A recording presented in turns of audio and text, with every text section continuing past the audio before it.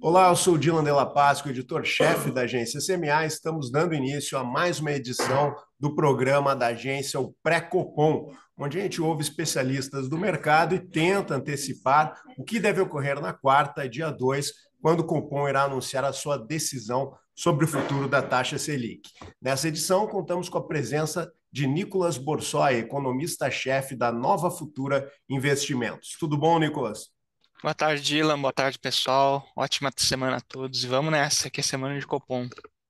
Semana de Copom sempre promete, né? Nessa, Sempre. aparentemente, pelo menos é consenso de que o ciclo de cortes da Selic deve ter início. A grande dúvida é saber, vai ser de 0,25 ou 0,50 pontos. O que tu acha, Nicolas? O Banco Central vai iniciar de forma cautelosa esse ciclo?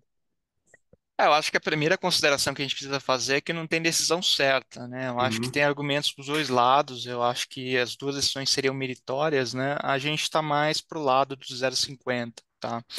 Acho que desde a última reunião já tinha ocorrido, né, a questão do CMN, mas acho que a questão da pauta econômica no legislativo foi bem melhor do que se esperava, né? A gente conseguiu até aprovar uma reforma tributária na Câmara, muito embora tenha várias exceções, várias questões em aberto ainda, mas acho que acabou se traduzindo melhor do que se esperava. Esse processo de deflação no atacado que o GPM está em 12 meses, fazendo recorde, né, histórico de baixa, continuou. A gente vê também um processo bastante significativo de melhora na abertura do IPCA. Né? Então, o último IPCA em si, especificamente, até que não foi tanto, né? Mas quando a gente pega o IPCA 15, a gente viu um bom alívio na difusão, nos núcleos de inflação, no núcleo de serviços, que a gente chama de serviços subjacentes, né? Então, a gente entende que já existia um certo consenso do Copom de começar com 0,25 na última reunião, e acho que vários fatores caminharam na direção de justificar um 0,50. Né? Embora a gente entenda que também tem alguns outros fatores que possam justificar o 0,25. Quais seriam esses fatores, Nicolas, para esse 0,25 agora, para essa postura mais cautelosa? Eu acho que, embora já tenha começado o processo de convergência das expectativas de inflação, as expectativas de inflação, principalmente do ano que vem, ainda estão desancoradas com relação à meta, né? Então, a gente de fato viu o direcional acontecer, né? As expectativas começando a cair, mas ainda de uma forma muito eficiente para garantir a convergência da inflação. Segundo, acho que a atividade tem surpreendido, né, principalmente na parte de consumo, e principalmente por causa do mercado de trabalho, que está bastante aquecido, está tendo pressão de salários, então tudo isso cria, né, vamos dizer assim, um ambiente propício para a inflação de serviços seguir alta, para ela seguir resiliente, né?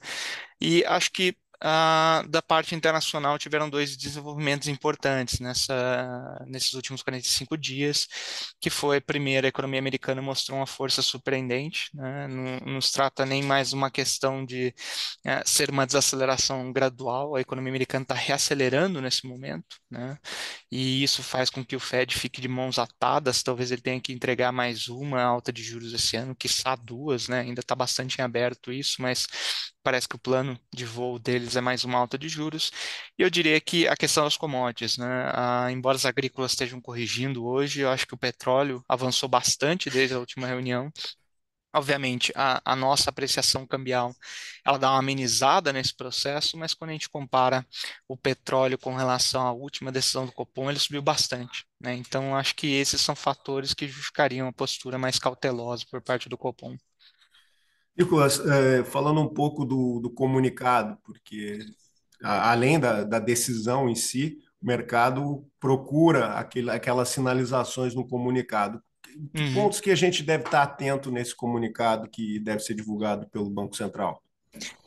Acho que primeira questão, né, obviamente analisar as projeções de inflação do BC, é isso que vai motivar não só a decisão de hoje, mas o alcance desse ciclo de cortes, né? Então, se o BC entender que essa queda de inflação não tem efeitos tão duradouros assim, né? Vamos dizer que ele corte a inflação desse ano, mas não corte a do ano que vem. começa a passar uma sinalização de que talvez não tenha tanto espaço para cair a taxa de juros, né? Independente de como ele vai começar o ciclo. Segundo, acho que é entender como o BC está visualizando o balanço de riscos nesse momento. Eu acho que a gente veio de alguns meses em que houve mudanças marginais no comunicado. Acho que a gente está adentrando uma conjuntura que pode motivar uma revisão um pouquinho mais significativa, né, do balanço de riscos, principalmente no cenário internacional. E acho que terceiro, a entender como fica a questão de parcimônia nesse caso, né? Parcimônia e cautela, né? Que tem sido a mensagem dele, porque se ele começar com 0,25, vai ser por parcimônia, mas entendo que como existe, né, toda uma precificação de mercado que ele vai acelerar o ritmo, né, então talvez ele tenha que ajustar um pouco essa questão de parcimônia para justamente mostrar ao mercado que, ó, estou começando com 0,25 para ser cauteloso, mas eu posso acelerar um pouquinho mais à frente, né? E acho que se ele começar com 0,50, eu acho que a tarefa dele é convencer o mercado que é 0,50 e não 0,75 à frente ou 1% de corte que poderia prejudicar o câmbio à frente, né? Se de fato o mercado comprar a visão de que o BC vai ser bastante agressivo nesse processo de corte de juros, eu acho que a moeda aqui pode sofrer e isso acabar interrompendo, né, um processo virtuoso que a gente está tendo de queda da inflação aqui. Nicolas, o Focus hoje indicou o Selic de 12% no final do ano, mas deu uma para 2024, reduziu para 9,25%. Vocês trabalham com essas metas, com esses números? A gente está com 11,75 para o fim desse Uhum. ano e 9,25 para o fim do ano que vem, né? Eu diria que a questão de ser 12% ou 75 vai depender primordialmente da decisão de quarta-feira, né?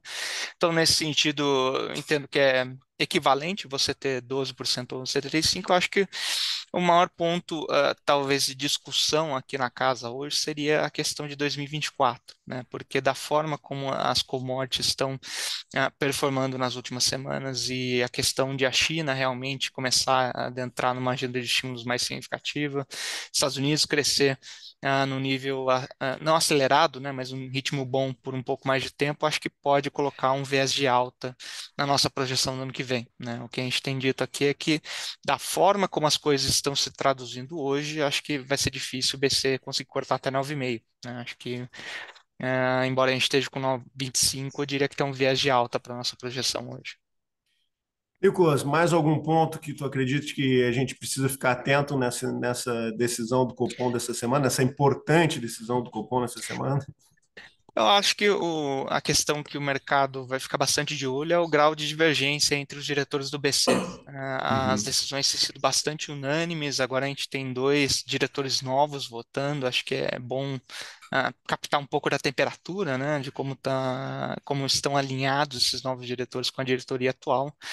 Mas acho que tem um segundo ponto, que é a última ata do Copom mostrou que existia uma maioria dos diretores que queriam já sinalizar uma alta de 0,25 para essa decisão, enquanto uma minoria, então vamos dizer assim, né? Sim. No mínimo 5-3 votaram por sinalizar um corte de 0,25, enquanto 3 votaram por não sinalizar nada, né? Então acho que pode surgir uma divergência até mesmo dentro da composição atual, né, dos diretores realmente, dado como os dados caminharam desde a última decisão, realmente abrir uma divergência um pouco mais significativa de, ó, eu optei por 50 ou optei por 0,25, então acho que o grau de unanimidade dessa decisão ela é bastante importante para ser acompanhada. Até mesmo ver esse primeiro posicionamento dos novos diretores, né? Parece que já vai ser uma sinalização para o mercado, se eles vão estar de acordo com os antigos, com a maior parte da direção, ou se realmente a indicação desses novos diretores já foi para causar uma divergência, trazer uma divergência.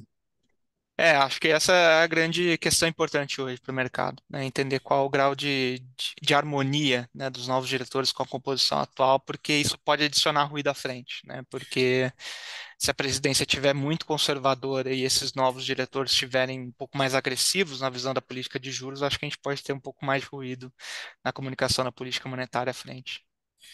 Tá certo, Nicolas, muito obrigado. Uma decisão na quarta-feira, de muita expectativa, muita interpretação, não só no comunicado, mas na próxima terça também na ata do Copom. É isso? Com certeza, sempre muitas emoções, né? Mas acho que agora é um momento pivotal, né? Acho que É, agora a virada de ciclo sempre tem uma importância bem mais significativa do que o resto.